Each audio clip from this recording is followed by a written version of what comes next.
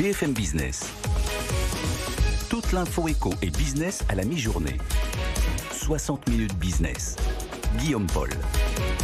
Midi 22, on est de retour dans 60 minutes business. Alors on voulait dire un mot de ces chiffres assez incroyables qui ont été publiés hier par l'Agence internationale de l'énergie qui nous dit qu'on a assisté à une explosion des capacités de production dans les renouvelables l'an dernier à travers le monde. Année exceptionnelle pour les renouvelables à l'échelle de la planète. On va parler quelques instants avec Jérémy Simon qui est avec nous par vidéo interposée. Bonjour Jérémy, délégué général adjoint du syndicat des énergies renouvelables. Croissance de 45%, c'est ça, des capacités de production d'énergie renouvelable, 280 gigawatts. Alors pour nous qui sommes des profanes, ça ne nous parle pas vraiment Jérémy, mais vous, est-ce que vous pouvez nous donner un ordre de grandeur pour nous expliquer l'ampleur du phénomène à travers le monde l'an dernier ? Oui, tout à fait, c'est près de 300 gigawatts par an de capacité installée dans des renouvelables, ça progresse énormément. Sur ces 300 gigawatts, c'est près de 110 gigawatts d'éolien. Cette accélération, elle est portée principalement par la Chine et par l'Europe. Oui. La vaste majorité par la Chine, mais l'Europe n'est pas en reste. Elle est en train d'accélérer avec 44 gigawatts sur les 300. Il faut s'en réjouir. Ça montre que les filières ENR sont compétitives, d'une part, et résilientes, d'autre part.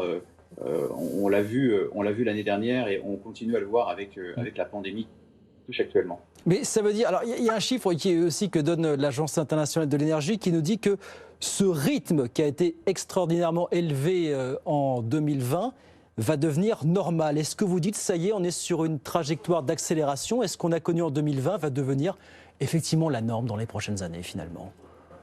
On l'espère de toute façon pour réussir la transition énergétique mondiale, pour respecter nos objectifs ambitieux, internationaux et français.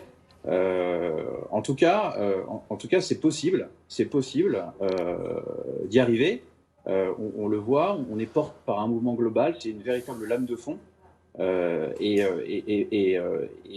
ça devient une option sans regret dans le cadre de la décarbonation de l'économie mondiale. Voilà. Donc, encore une fois, c'est des résultats positifs qu'il faut qu'on arrive aussi à dupliquer le mieux possible au niveau européen et au niveau français en particulier. Et en France, vous diriez quoi justement ? Qu'on a du retard finalement ou que ça commence à prendre finalement, malgré toutes les réticences associées, vous savez, au déploiement des éoliennes ? On en parle encore régulièrement avec des décisions de justice, des prises d'initiative des citoyens. Vous dites qu'on en est où aujourd'hui en France finalement sur ce plan-là ? On parle surtout de l'éolien en l'occurrence, Jérémy. Oui. En France, on est en retard. On est en retard sur nos objectifs de 2023. C'est encore trop tôt pour dire si on est en retard sur 2028, parce qu'on a des objectifs, vous savez, tous les 5 ans.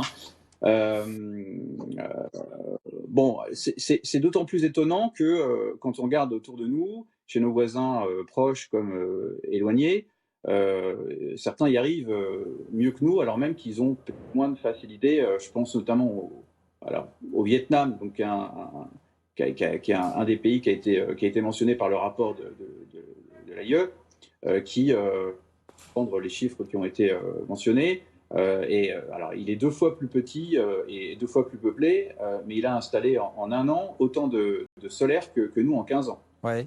Donc voilà. Autre exemple, la Belgique.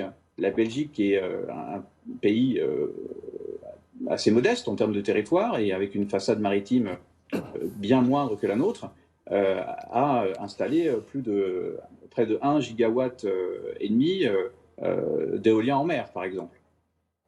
Donc on a encore des progrès à faire.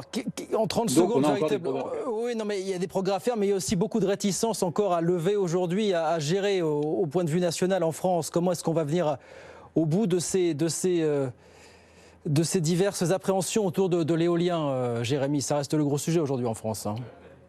Alors, c'est vrai que l'éolien terrestre est devenu un peu l'ENR, l'énergie renouvelable emblématique de la transition énergétique. Oui. Elle provoque beaucoup de crispations locales qui sont à relativiser quand on regarde les chiffres et les baromètres de l'adhésion de cette ENR au niveau national.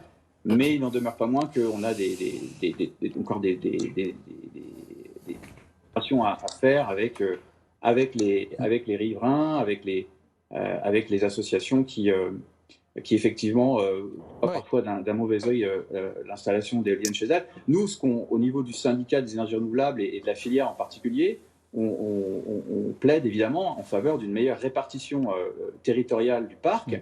Il faut savoir qu'aujourd'hui, près de 47% du territoire est interdit à l'éolien.